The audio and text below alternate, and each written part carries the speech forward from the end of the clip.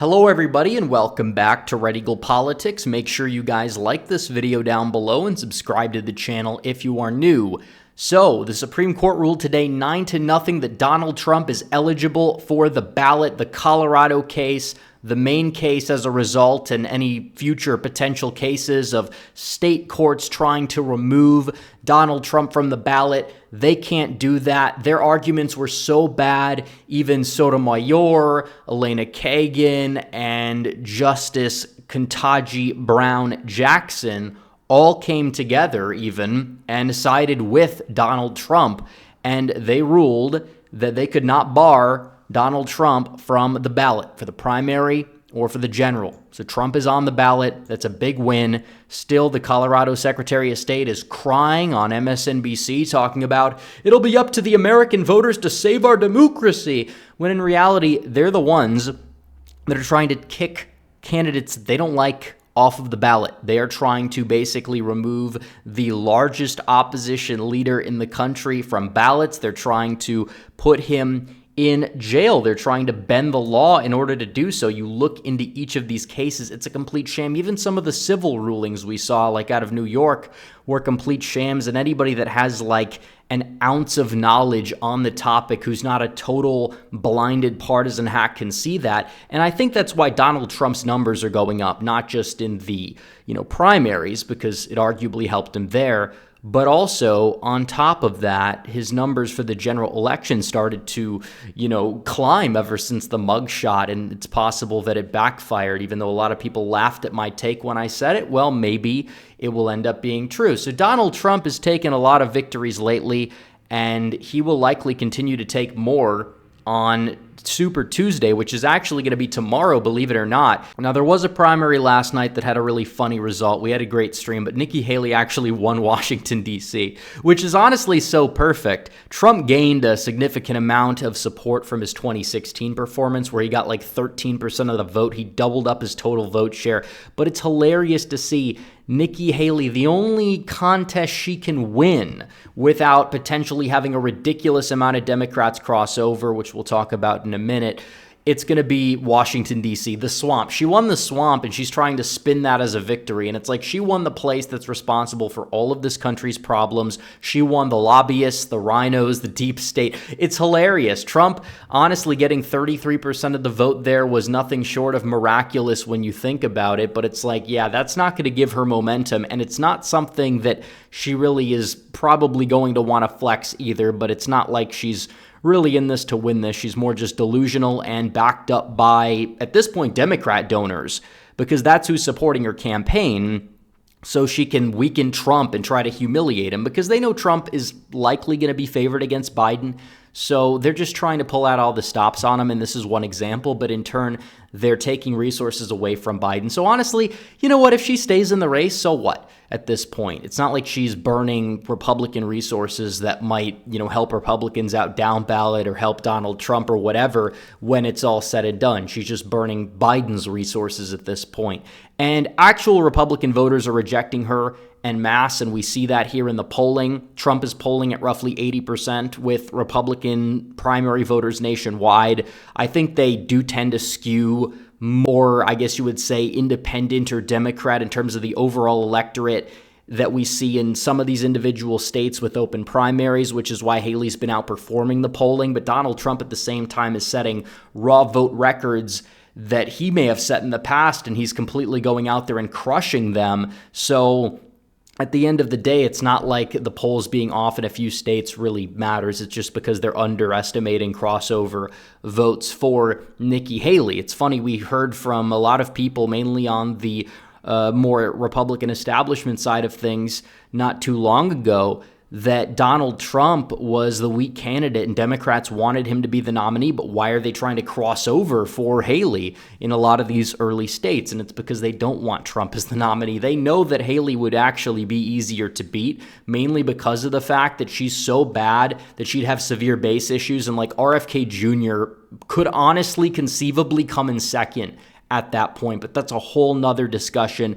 What we did see is Haley got her first win. She got 19 delegates. Trump got 122 on Saturday. So it's not like it exactly moves the needle. She can have D.C., she can have her consolation prize. North Dakota's going on. Trump's likely going to win a majority, if not all, of those 29 delegates. So already he's going to be, at 250 plus. Haley's going to be down there, likely below 50, going into Super Tuesday, where at the end of Super Tuesday, you're going to have half of all delegates allocated. Trump can't clinch the nomination technically because Haley does have some delegates, but still, he's likely going to clinch it March 12th through the 19th, 23rd at the latest. So he's going to go out there and win a majority of these states. I did kind of want to briefly go through each primary and kind of tell people what they should expect and what's really going on here. So first of all, you have Alabama. And Alabama is an open primary, but I still think Donald Trump's going to go out there, win it very easily, possibly with 80% more of the vote. Then you have Alaska, which is a caucus. And Alaska is a weird state, but it does have closed primaries. So I think Trump will have a similarly large win in Alaska. And Arkansas, it's more like Alabama. Trump should win it very easily. California, that is a state that, like I said, is liberal, but still, they have their down ballot primaries the same day. You're not going to see a lot of crossover voting in California. It's a semi-open primary, so Democrats can't vote in it. So the independents that pick the Democrat ballot, they're not going to be able to vote for Trump at the top of the ticket, it seems. So I think Trump's going to have a very big win in California, a big delegate haul. He might lose ground with some suburbanites that vote Republican down ballot in Orange County, but still at the end of the day, it's not going to make a difference. He'll win the state big when it's all said and done. Colorado, that is a semi-closed primary. Independents are choosing Republican ballots heavily. I think Trump's going to win it. I don't think he's going to win it by a ridiculous margin, but he'll win it. Maine, even though it's like New Hampshire, it is a closed primary, so I think Trump will win that by a sizable margin. Massachusetts might actually be a state that Haley could pick off. We've seen over the past year a few 100,000 Democrat voters switch over to independent. Is it possible that a good portion of those are going to cross over for Haley? Well, we'll see. A lot of the voters are unaffiliated. I think that this is going to be a very close state regardless. I'm not going to predict a winner either way.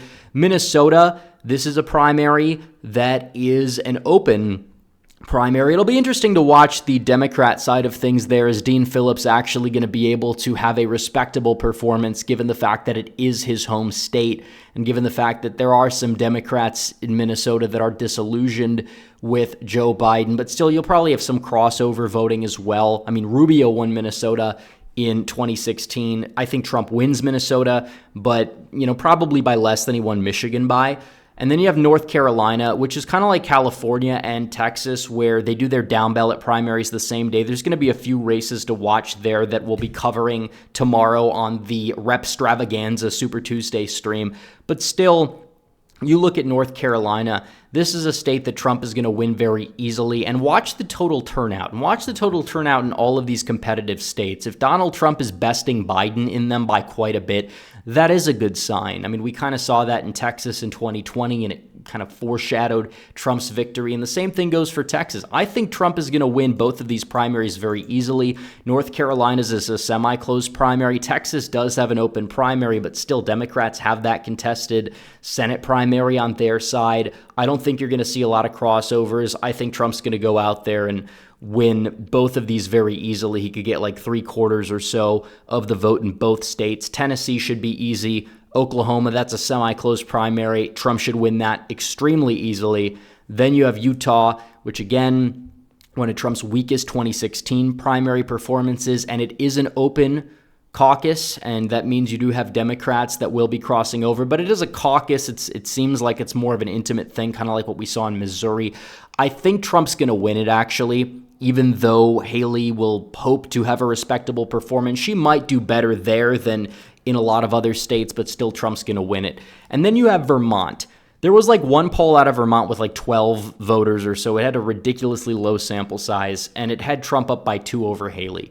And I actually think Trump's going to lose Vermont, and I really hope I'm proven wrong. It's not like it matters. I would just like to see Haley not win a single state. But still, this is a state where I don't think you're going to have a lot of Democrats that are going to be super enthused for Biden in a primary, because a lot of them are like Bernie bros, but they still have TDS. And you saw this in New Hampshire, where there were a ridiculous amount of crossovers. Trump won Republicans like 75-25, despite Haley having a very big presence in the state. But the unaffiliated voters, a lot of which vote Democrat in presidential elections, they went out there and they backed Haley like with a 2-1 margin. I think there's just so many crossovers. It's an open primary. You have the endorsement of the Rhino governor that's like probably more liberal than Biden. I honestly think Haley will pull this off, but maybe not. We'll see. But still, don't be surprised if she wins Vermont. And honestly, if she wins Vermont and or Massachusetts, she's going to use that as a mandate. I want a state. Look at me. I'm going to stay in. Because usually if you win a state, you're not going to drop out. So either way, she's going to stay in, drain mainly Democrat resources from this point forward. So it's going to be interesting to see what happens there. And then you have Virginia, which will be the last primary on this list. And this is a state that, they have the Nova area or Northern Virginia. It's moved left off a cliff over the past 20 years. You are seeing potential, reversion in the state. And you're seeing that there. The rurals keep getting redder. The smaller metros are turning a corner. The Republican Party there is kind of growing in influence. I think Trump's going to win it. I think Haley might win a few counties up in the Northern Virginia area, but still, I think this is a state that Trump will go out there and win, probably by less than some of the other states on this list, given the fact that it is an open primary. It is in a state that is a little bit to the left of New Hampshire, even though I think that maybe this election cycle, they could be about the same. So we'll have to see. But that's Super Tuesday. Donald Trump is going to go out there. There's a lot of delegates up for grabs. There are approximately, it seems like 900. I think Trump's going to probably get around 700, 800 of them, and that's going to put him over 1,000. There's only 215 you need to win the nomination. And then you look at future states, like half of that could come from Florida. He's definitely going to clinch it on the 19th, especially with the, winner-take-all states that happen to appear kind of later on in the primary cycle, or their winner-take-most. Texas is an example. He could freeze her out of delegates in a lot of states just by doing very well, and I believe that he will. It should be a very fun night. I'll be streaming live tomorrow. I'll see you guys there. So anyways, guys, thanks for watching this video. Like this video down below, comment down below, subscribe to the channel, hit the bell for notifications so you never miss another video. Follow me on social media. The links are all in the description down below, and I will see you guys in the next one. Red Eagle, out.